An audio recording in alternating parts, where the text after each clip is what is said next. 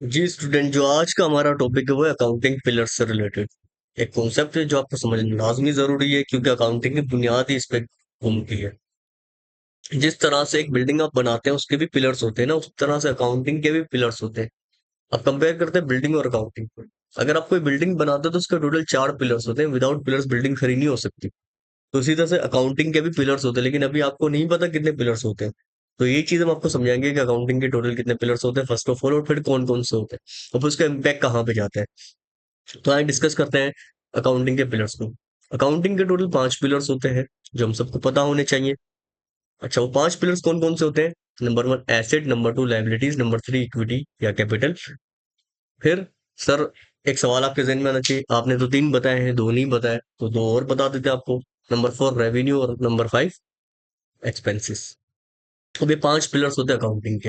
Accounting इन्हीं 5 pillars के इर्द गिर्द घूम रही होती है। अब आपके जहन में एक और सवाल आना चाहिए, सर ये जो 5 है आपने उसको एक साथ लिस्ट डाउन क्यों नहीं किया? आपने इसको 2 हिस्सों में बैफिकेट करके क्यों बताया हमें? तो क्या ये ओमिशन है, एरर है, गलती है, या जानबूझ के आपने ऐसा किया है?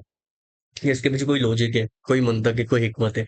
तो बच्चों समझो, जब भी कोई उस्ताद आपको कोई चीज समझा रहे होते हैं ना, तो वो चाहते हैं कि बिल्कुल लॉजिकल वे में आपको चीजें समझ आ जाए। तो ये जो 2 हिस्सों में बैफिकेट किया ना हमने अपने अकाउंटिंग के पिलर्स को, तो इसके पीछे कोई ना कोई लॉजिक जरूर छुपी हुई है।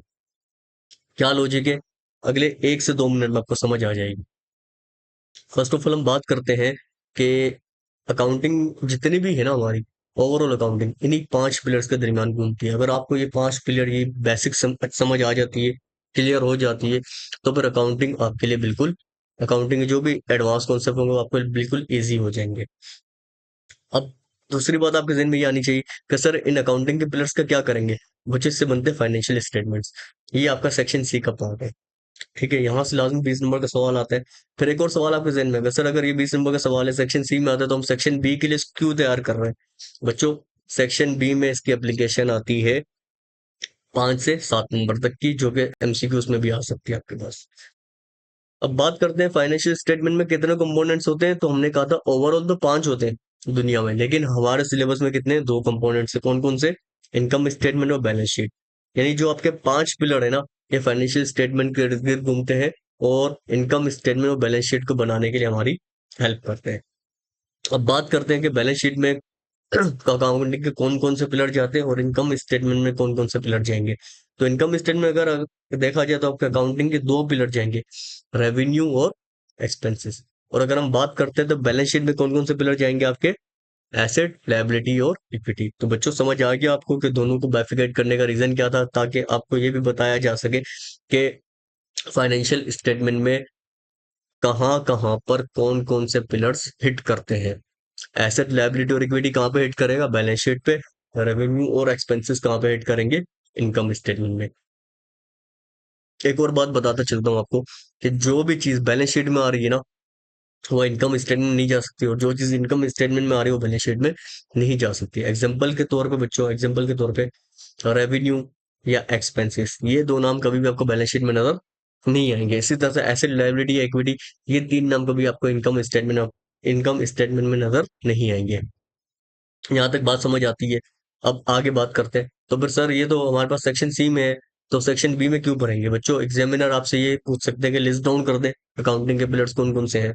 तो हमें पता होना चाहिए सेक्शन बी में आ सकता है, एमसीक्यूज आ सकती हैं आपके पास। और सेक्शन बी में लाजमी एक सवाल आता है जो कि अकाउंटिंग इक्वेशन के नाम से है। जी बच्चों, बात अभी यहाँ पे खत्म नहीं हुई, अभी आपको बतानी है एग्जाम्स की टिप्स। एग्जाम्स की टिप्स क्या है आपके पास, कि ये पांचों नाम क्या हम बार बार इसको याद करते रहे, बार बार इसको रिपीट करते हैं? तो इसके लिए एक निमोनिक बनाया है मैंने आपके लिए, जो कहलाता है रिकॉल। बच्चों, रिकॉल का मतलब क्या है? रिकॉल इसी अकाउंटिंग के जो 5 पिलर्स हैं उसका सिंबॉलिक वे है, सिंबॉलिक फॉर्म है। यानी आर का मतलब क्या है? रेवेन्यू। ई का मतलब क्या? एक्सपेंसेस। ये दो इनकम स्टेटमेंट में आते हैं नजर। सी का मतलब है कैपिटल या इक्विटी। ए का मतलब है एसेट्स और एल का मतलब है लायबिलिटी। यानी ये वो 5 नाम आपको आसानी से याद रह जाएंगे अगर आप एक रिकॉल के वर्ड को याद कर लें। अब क्या बात खत्म हो जाती है यहाँ पे? नहीं सर, यहाँ पे बात खत्म नहीं होती, अब यहाँ से बात शुरू होगी। किस चीज के लिए? अकाउंटिंग की इक्वेशन के लिए। अब हम बात करेंगे अकाउंटिंग की इक्वेशन। क्या अकाउंटिंग के पिलर समझना जरूरी थे अकाउंटिंग की इक्वेशन के लिए? तो आंसर है यस। क्यों? क्योंकि अकाउंटिंग के 5 पिलर है, लेकिन अकाउंटिंग की इक्वेशन में 3 यूज होंगे। कौन कौन से यूज होंगे?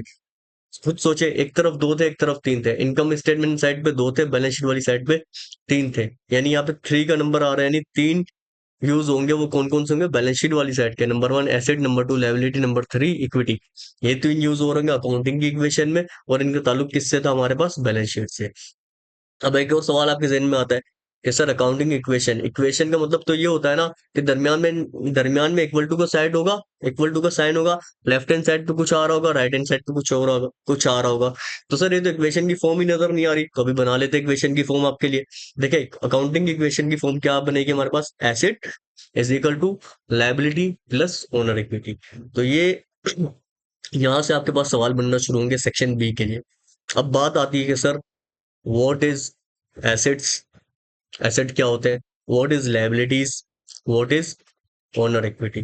तो हम आने वाले लेक्चर में डिस्कस करेंगे एसेट क्या होता है, उसके टाइप्स कितने हमारे पास, लायबिलिटीज क्या होती है, उसकी टाइप्स कितनी हमारे पास, और ओनर इक्विटी क्या है। तो नेक्स्ट वीडियो में इंशाल्लाह इसको डिटेल में डिस्कस करेंगे, और फिर हम जाएंगे पास पेपर की जाने। उम्मीद करता हूँ कि अकाउंटिंग की इक्वेशन को मैं आपको अच्छे तरीके से और अकाउंटिंग के पिलर्स को अच्छे तरीके से समझा सका हूँ। उम्मीद करता हूँ कि वीडियो आपको बहुत ज्यादा इफेक्टिव लगा होगा। वीडियो पसंद आया तो वीडियो को लाजमी लाइक करें, चैनल पर नए तो चैनल को सब्सक्राइब करें और बेल आइकन प्रेस करना ना भूलें, ताकि आने वाली हर वीडियो आप तक टाइमली नोटिफाई की जा सके। Thanks for watching, subscribe for the channel and like for the video. See you in the next lecture.